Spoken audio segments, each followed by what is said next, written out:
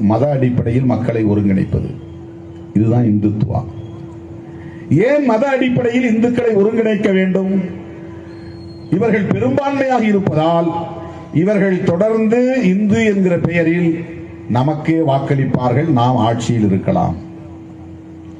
பெரும்பான்மைவாதத்தின் அடிப்படையில் ஆட்சி அதிகாரத்தை வென்றெடுப்பதும் ஆட்சி அதிகாரத்தை தக்க வைத்துக் கொள்வதும் அவர்களின் செயல் திட்டம்.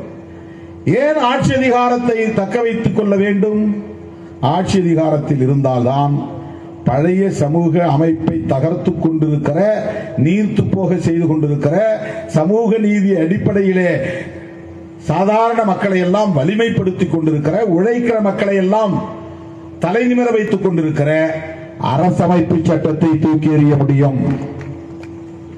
அவனுக்கு இருக்கிற பெரிய பேரியரே அதுதான், பிரச்சனையே அதுதான். RSS சங் பரிவார் கும்பலுக்கு முக்கியமான